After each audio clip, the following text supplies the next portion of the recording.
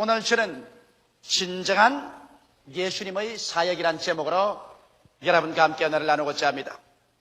사람들은 예수께서 이 세상에 오신 진실한 목적이 어디에 있는 것일까 마음속에 깊이 생각을 해봅니다.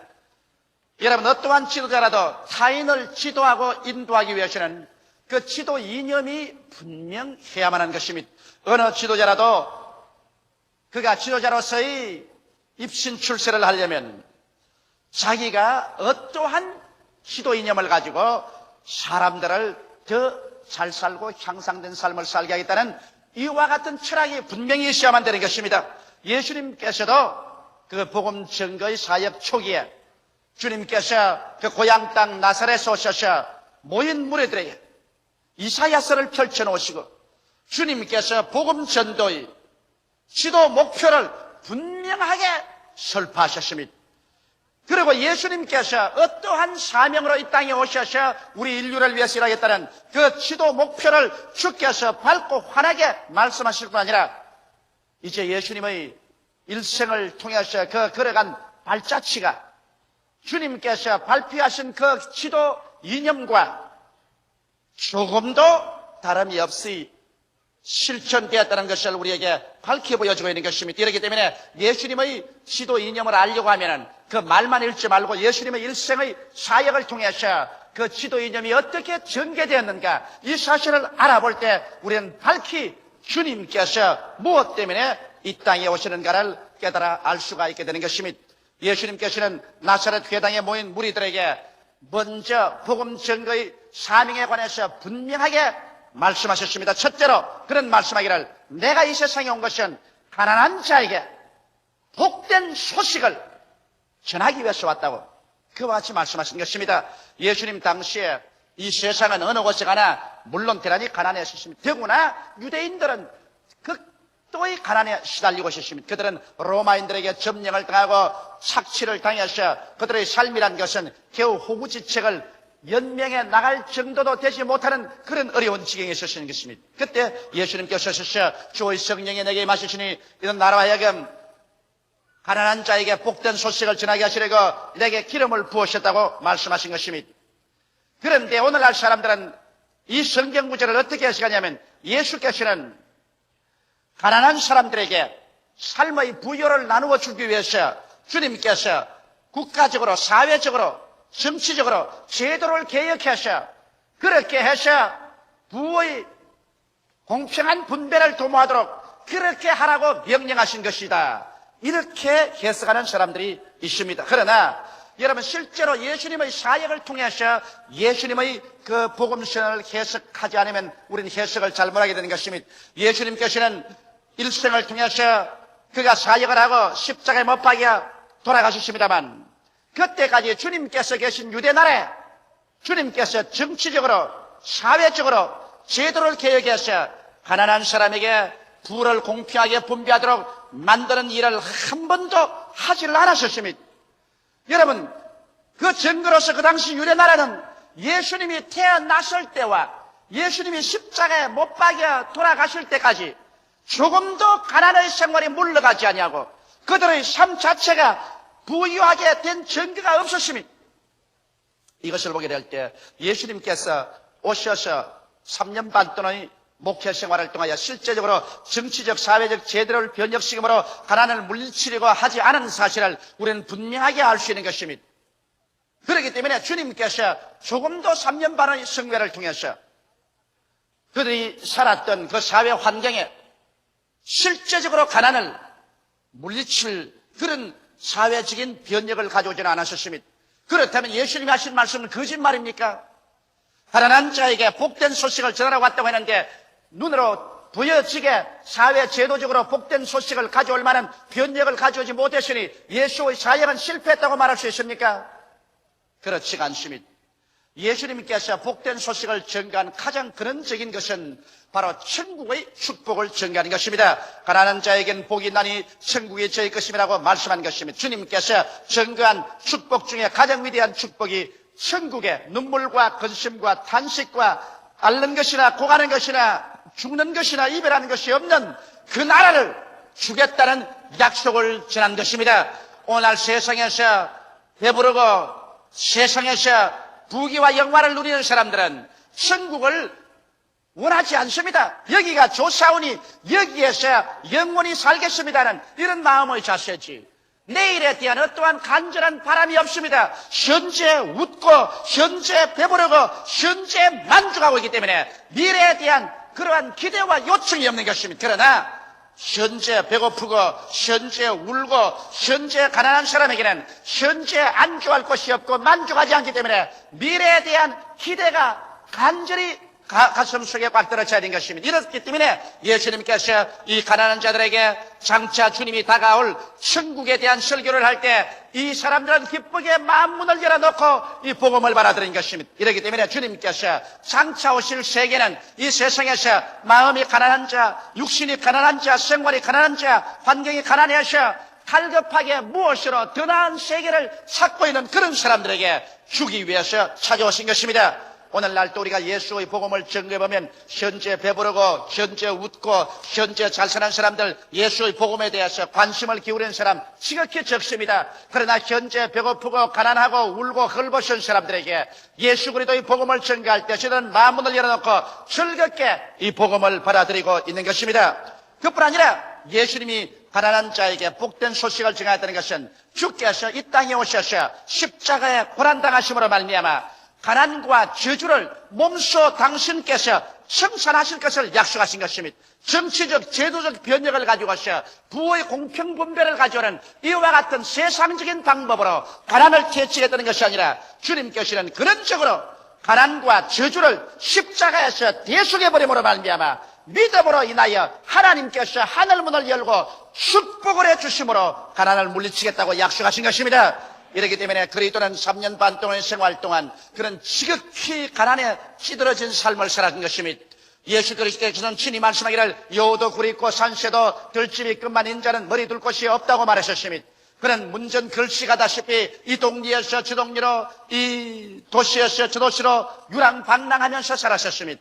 성경은 분명하게 예수 그리스도의 생애에 대해서 말씀하기를 그리스도께서 우리를 위하여 가난하게 되셔 그의 가난하심으로 인하여 우리로 부유케 하기 위해서 그렇게 했다고 강조하고 있는 것입니다. 이러므로 예수님의 삶의 전체는 바로 가난에 찌들린 삶이었지만은 그 가난에 찌들린 삶을 통하여 우리에게 복된 소식을 전하려고 오신 것입니다. 주님께서 내가 너희 가난의 모든 삶을 대신 길머치고 대속함으로 말미암아 나를 통해서 그 나라와 그 일을 구하는 자에게 이 모든 것을 더하여 주겠다는 은총을 약속하신 것입니다. 그뿐 아니라 여러분이 너무나 잘 아시피 십자가에 못 박여서 우리를 위하여 저주를 받은 바 되사 율법의 저주에서 우리를 속량하심으로 말미암아 예수 안에서 아브라함의 복이 우리에게 임하게 하는 이와 같은 역사를 주님께서 베푸신 것을 우리는 잘 알고 있는 것입니다. 이것이 바로 예수님께서 가난한 자에게 전달하신 복된 소식인 것입니다.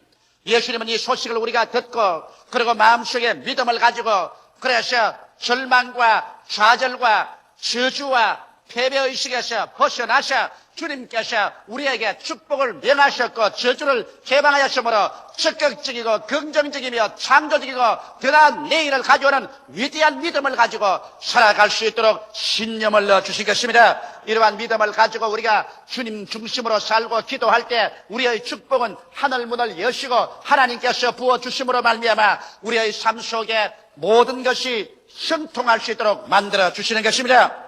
역사를 통해서 보여할 때 그리스도의 복음 증거의 사역이 한 곳마다 가난이 물러가고 생활에 부유가 다가온 것을 알 수 있는 것입니다. 복음이 증거되자 미신과 무지가 물러가고 과학적인 발전이 다가왔었습니다. 하나님의 자녀로서의 평등과 민주를 가져오는 정신적인 위대한 자원이 적어졌었으며 또한 자연과 환경의 주인의식이 주어졌습니다.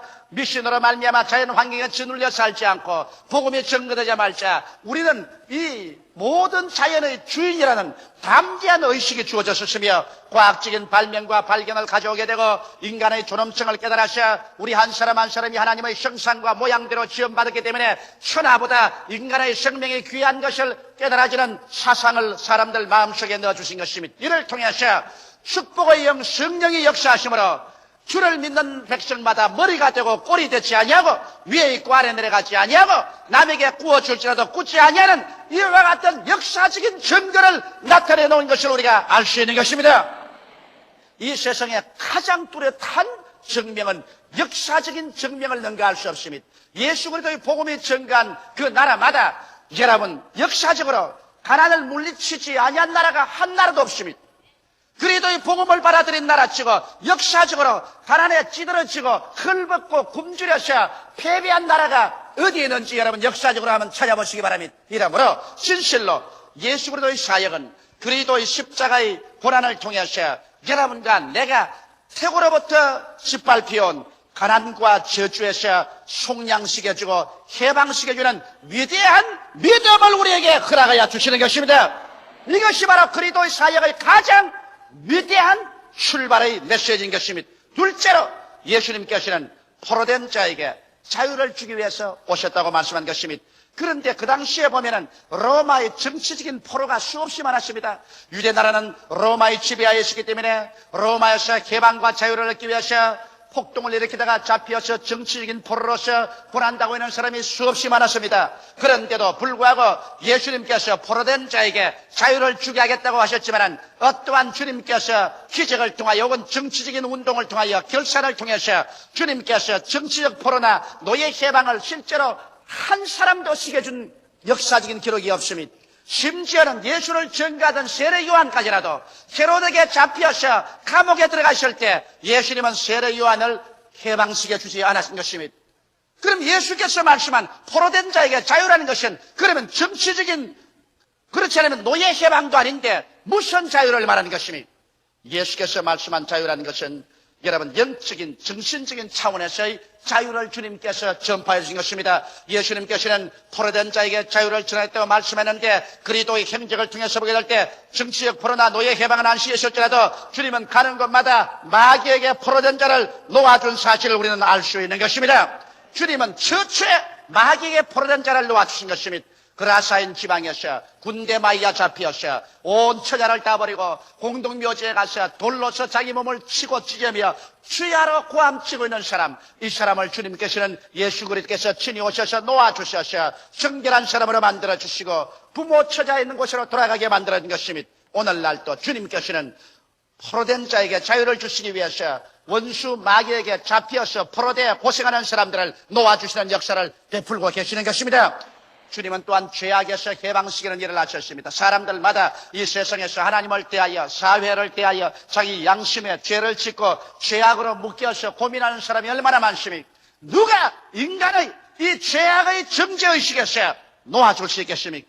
여기에서 노염받지 못하고 고민하고 있는 사람들, 인간의 의로운 행위나 적선으로서 죄에서 놓여날 도리가 없는 것입니다. 여기에 예수님께서 죄 없는 자로서 오셔서 온 인류의 죄를 과거와 현재와 미래의 것을 모두 다 한 몸에 걸머지시고 십자가에 올라가셔서 당신께서 친히 이것을 담당하고 하나님 앞에서 깡그리 청산해버림으로 말미암아 이제 누구든지 죄를 믿으면 남녀, 노유, 빈부, 귀천할 것 없이 죄악에서 해방을 얻을 수가 있다.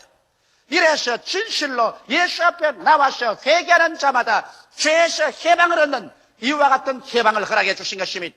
뿐만 아니라 주님께서는 절망에 처한 자에게 해방을 주신 것입니다. 이 세상에 살면서 우리는 수없이 많은 경우에서 절망합니다.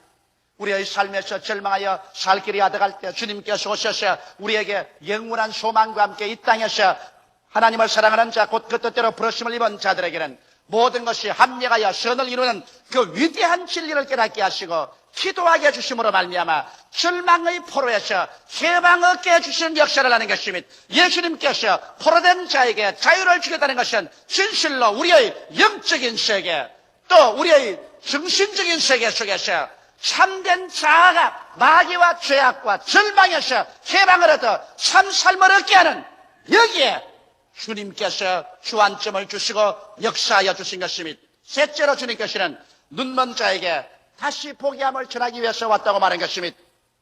주님의 사역 가운데 보면은 실제로 눈먼 자를 고치신 일이 많습니다.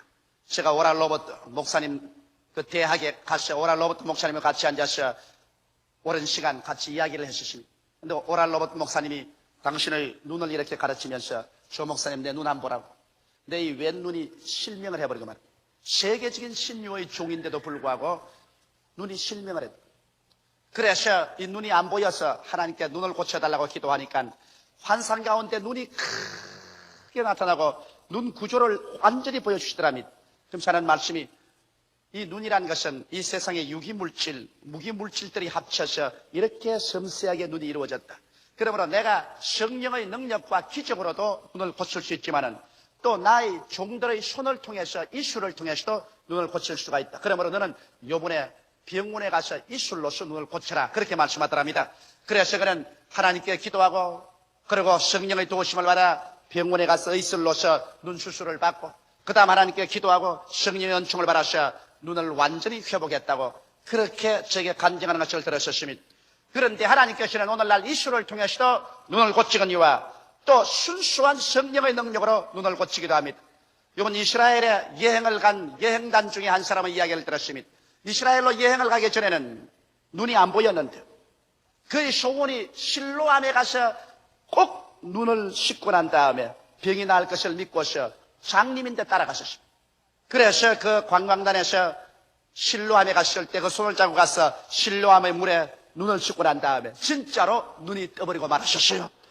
그래서 그 눈 뜬 사람의 간증을 듣고 내가 아주 감격을 느낀 적이 있습니다. 주님께서는 실제로 수많은 사람들의 눈을 뜨게 해주신 것입니다. 그러나 육신적인 눈을 뜨게 한 것은 그렇게 많지는 않지만은 죽게 나오는 사람에게 무엇보다도 주님은 영적인 눈을 뜨게 해주신 것입니다. 육신의 눈은 떠도 70년, 80년이면 이 세상을 사라지지만은 여러분 영적인 눈을 뜨지 못한 사람은 이 세상의 부귀영과 공명을 다 누렸다 하더라도 사람이 살면 70이요 강건하면 80이 되어 이 세상 삶이 종교에 취하게 될 때 그런 영원한 지옥으로 버림을 당하고 마는 것입니다. 피할 수 없는 운명입니다. 사람이 한 번 나서 죽는 것은 정한이지요. 죽고 난 다음에는 심판이 있습니다. 누가 우리의 어두운 눈을 떠서 어디서 와서 무엇 때문에 삶이 어디로 가는 것을 보게 해줄까요? 예수께 나오지 않고는 영의 눈을 뜰 수가 없습니다. 예수께 나올 때 주님께서 친히 우리 영의 어두운 눈을 떠주셔서 영생을 넣어주시고 그래서 우리 위해서 예비한 새하늘과 새 땅과 새 예루살렘을 보게 하시고 영생을 바라보게 하시는 것입니다. 바로 눈먼 자에게 다시 보게 하는 주님의 역사는 오늘날 글자를 못 읽는 사람에게 글을 가르쳐서 문맹의 눈을 떠주게 하는 이런 역사가 아니라 실제로 기적으로 장님의 눈을 뜨기도 하고 영적인 눈을 떠서 영원한 세계를 보고 구원받게 해주시는 것입니다. 넷째로 주님께서는 나는 눌린 자를 자유케 하기 위해서 왔다고 말한 것입니다. 사람들은 이 말씀을 인용해서 예수님은 정치적인 압제에서 놓인 사람을 자유케 하고 경제적인 압제에서 놓인 사람들을 해방시켜주고 종교적인 압제에 놓인 사람들을 자유케 하는 일을 하기 위해서 왔다. 그러므로 예수님의 사상을 통해서 우리는 정치적 압제와 경제적 종교적 압제에서 해방을 얻기 위해서 폭력으로라도 일어나서 대항해야 된다고 말하는 사람이 있습니다. 그러나 예수님의 그 선언과 함께 그리스도의 사역을 통해서 보게 될 때 예수님은 3년 반 동안의 사역을 통해서 정치적이나 종교적, 경제적 압제에 있는 사람들을 폭력으로 대항해서 그것을 해방시키고 자유를 주려고 한 일을 한 적은 한 번도 없었습니다. 예수님은 그 로마의 정치적 압제하에서 경제적인 압제하에 살면서도 그리스도께서 눌린 자를 자유케 한 것은 가는 곳마다 영적으로 마귀에게 눌린 자를 자유케 했지 실제로 주님께서 군대를 동원해서 혹은 민족적인 그 이식을 고양시켜서 데모를 일으켜서 로마의 정치적 압제와 경제적인 압제에서 해방시키려는 정치적인 운동이나 기구를 조성하지는 않았었습니다. 사도행전 10장 38절에 보면 하나님이 나사렛 예수에게 성령과 능력을 기름 붓더라 하였으며 저가 두루 다니시며 착한 일을 행하시고 마귀에게 눌린 모든 자를 고치셨다고 말하고 있는 것입니다. 저는 이번에 뉴올리언스에서 아주 놀라운 체험을 했습니다. 그 뉴올리언스에서 교역자들의 교회 성장이라는 강의를 하고 제가 루이빌 켄타키에서 복음을 전가하고 그 다음에는 탈사 오클라호마로 와 있는데 탈사 오클라호마에서 저녁에 그곳에 복음 말씀을 전가하고 난 다음에 나오려고 했습니다. 굉장히 몸이 지쳤습니다. 왜냐하면 토요일 날 비행기 타고 루이빌에 와가지고서 미국 사람 교역자 600명에게 2시간 강의하고 또 한국 교회에 1시간 강의하고 주일날 아침 2부 예배를 또 강의를 하고 난 다음 그곳에서 내주는 자가용 비행기를 타고 2시간을 날라서 탈사 오클라호마에 와서 지역 예배 또 2,000여 명의 성도에게 설교를 했습니다. 그러니 몸이 가눌 곳 없이 지쳐 있어서 아무에게도 안수를 안 해주겠다고 하고서 제가 목사님 사무실에 숨어 있다가 나오려고 하는데 한국 교포 2사람이 시카고에서 날라와서 그 목사님 사무실 앞에 서서 딱진을 치고 있어요. 나오자마자 잡혔습니다. 왜 그러냐니까 한 사람은 폐암으로 죽어가고 다른 한 사람은 위암에다가 자궁암으로 죽어간다나요. 그런 남자와 여자가 와서 기다리고 있어요. 왜 왔냐고 물으니까 자기들은 제가 미국에 오는 것을 전혀 몰랐는데 꿈에 하나님께서 뭐라고 말씀하냐면 조용기 목사가 루이지니아의 뉴올리언스에 교역자 수양회에 올 테니까 그 가는 길을 찾아가서 만나서 안수를 받으라 그러더랍니다.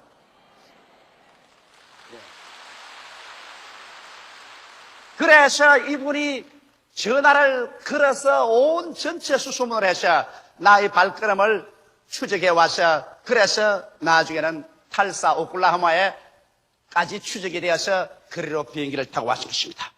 그래서 살려달라고 사정을 하면 할 수 없이 지치지만은 그분을 데리고 간절히 기도를 해 주었습니다.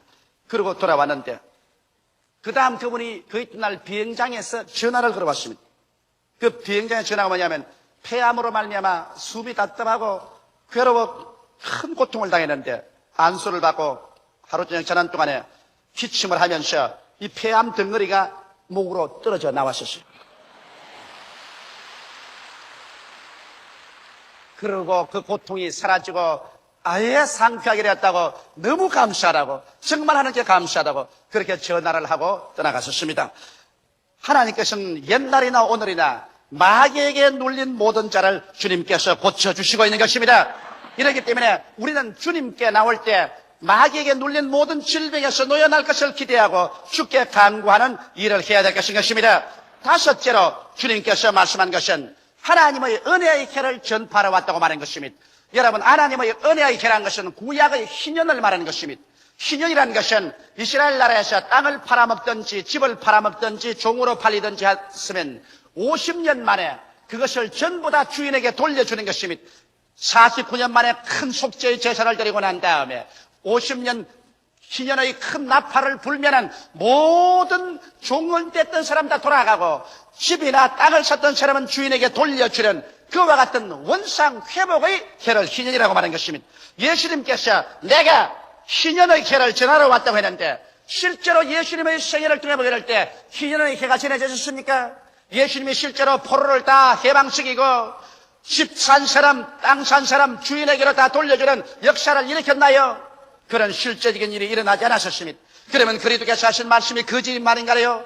그렇지 않습니다. 예수님께서 이미 한 것은 첫 아담에서 우리가 잃어버린 것이 있습니다. 하나님과 교통한 것을 잃어버리고 영생을 잃어버리고 에덴을 예비해 주신 축복을 잃어버리고 치료와 생명을 잃어버렸는데 예수께서 오셔서 이제 첫 아담 속에서 잃어버린 이 모든 것을 마치 이스라엘 백성이 희년의 고향 산천으로 잃어버린 전토로 다 회복해서 돌아가는 것처럼 첫 아담에서 잃어버린 하나님과의 교제, 영원한 생명, 축복의 은총, 치료와 건강 이러한 것을 주님께서 회복시켜 줄 것을 약속하신 것입니다. 이러므로 이것은 물질적인 것보다도 영적인 희년을 주님께서 이미 한 것입니다. 내가 온 것은 은혜의 해를 전하기 위해서 왔다고 말하는 것입니다. 이러므로 오늘날에 와서 이제 예수 믿는 우리는 은혜의 해 속에 서 있는 것입니다. 하나님과 교통을 잃어버리고 마귀에게 묶였던 우리들이 이제는 회개하고 하나님과의 교통으로 들어가서 하나님을 아버지로 모시고 살 수 있는 그러한 곳에 들어왔으며 에덴에서 주님께서 아담과 하와를 위하여 예비해 주었던 그 은총과 축복 그 속에 우리도 들어오게 된 것입니다. 하나님이 자기를 사랑하는 자를 위해서 예비해 놓은 모든 것을 눈으로 보지 못하고 귀로 듣지 못하고 마음으로도 깨닫지 못했던 것 같으니라. 그러나 성령이 모든 것을 우리에게 보이셨다고 말한 것처럼 이제 오늘 신년의 해에는 하나님께서 예수 안에서 우리에게 모든 것을 예비해 주시고 그 예비하는 은총에 들어가는 그러한 시대에 우리가 살고 있는 것이며 신년은 우리가 잃어버린 건강과 영원한 생명을 우리 주 예수 그리스도 안에서 우리가 받아서 누릴 수 있는 축복 속에 들어오게 된 것인 것입니다. 이것이 바로 예수 안에서 하나님의 은혜의 혀를 주님께서 허락해 주신 것입니다. 그러므로 보라, 지금이 은혜 받을 만할 때요, 지금이 구원의 날인 것입니다. 예수님의 복음 선포는 인간적이 아닌 성령의 능력 안에서 이루어지는 것이고, 집단적이고 사회적이며 국가적인 것이 아닌 개인적인 체험 안에서 이루어지는 것입니다.